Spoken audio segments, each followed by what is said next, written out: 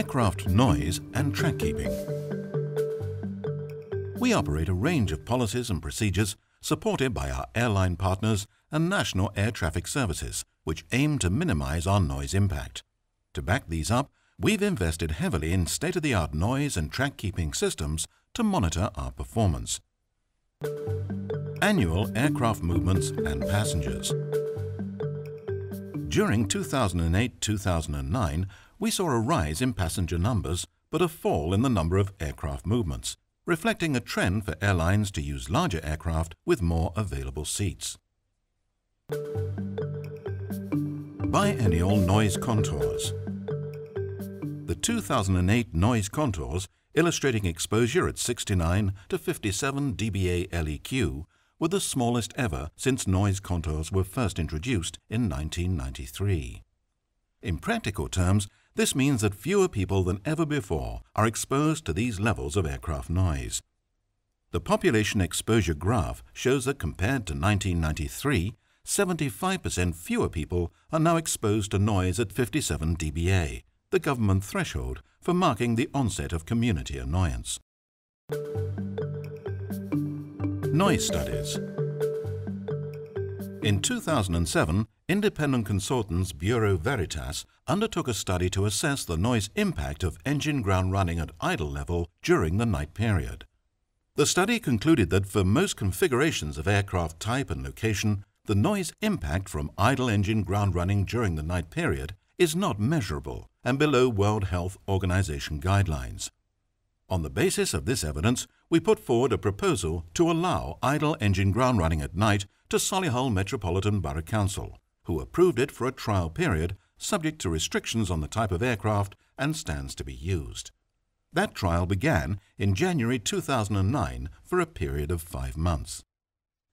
The Elmdon noise study was carried out using the airport's portable noise monitor from the 22nd of October 2008 to the 1st of February 2009. The study identified no noise events as a result of engine ground running activity. The portable noise monitor also registered noise from overflights from general aviation or helicopters. 81% of these were generated by the West Midlands Police helicopter, which is based at the Elmdon terminal site. In Marston Green, we conducted a similar noise study. Using the portable noise monitor from the 11th of February to the 23rd of March 2009, this study focused specifically on noise from engine ground running. The study identified no noise events recorded at the noise monitor resulting from engine ground running activity. Noise action planning. On the 24th of March 2009, DEFRA, the Department for Environment, Food and Rural Affairs, published guidance for airport operators to produce noise action plans. The production of noise action plans is a requirement originating from a European Union directive. We began working on a draft noise action plan in partnership with stakeholders. Partnership. At NATS Birmingham and Air Traffic Control, our primary focus is safety. And although safety is our main concern, we do recognise the environmental issues with aviation and in particular the noise impact on the local residents. We aim to implement the airport's policies and procedures which will avoid built-up areas where possible. For departures, we've introduced Operation Pathfinder along with the airlines, which relates to noise and track keeping. And since the launch of Pathfinder, aircraft departing on track has rose from below 95% to almost 99%. For arrivals, along with the airport team, we've introduced continuous descent approaches, or CDAs. And the basic principle of a CDA is to keep an arriving aircraft higher for longer and then descend at a continuous rate.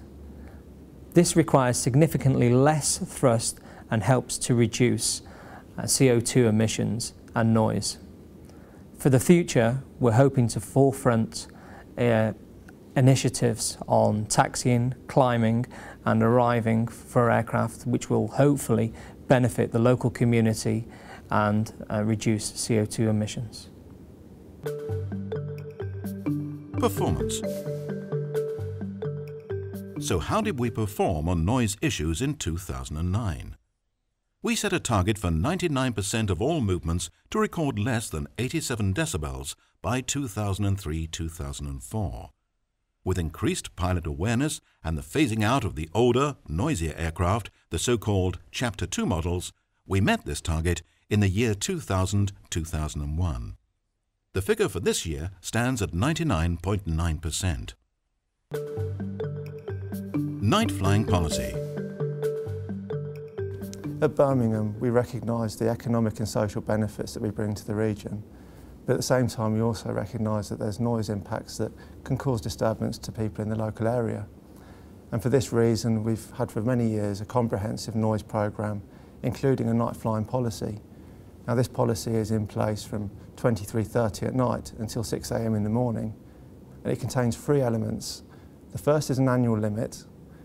This contains a limit on how many aircraft we can have operating at night, and it limits the aircraft to about 5% of total movements. We also have a quota limit. Now this is a limit of 4,000 quota values, and each aircraft is then given a quota value depending on how noisy it is, with noisier aircraft getting a higher quota value, but we mustn't go over the limit of 4,000. So in effect we're encouraging quieter aircraft to operate at night. The third element is a night violation level. Here we impose a surcharge on any aircraft going above 87 decibels at night, where revenues go into our community trust fund, which supports local community projects. We also have a daytime noise limit, which operates in a very similar way, where we have a limit of 92 decibels for departing aircraft. Again, revenues from that go into the community trust fund. All of this monitoring is undertaken for a very comprehensive noise monitoring system. We have radar data coming in, along with data from our noise monitors, which are located in the local community.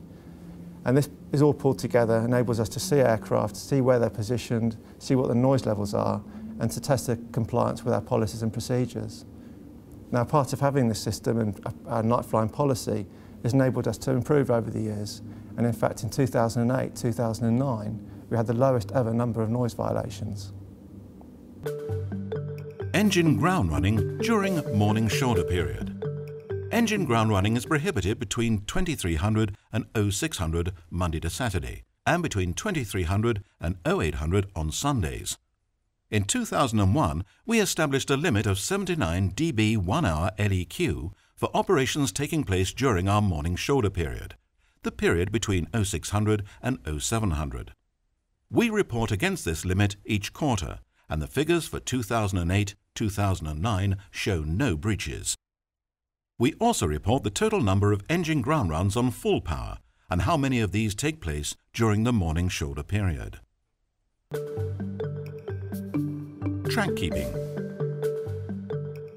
Our procedures require departing aircraft to fly within noise preferential routes until they reach an altitude of 3,000 feet. These routes were designed with consideration for minimizing the population overflown.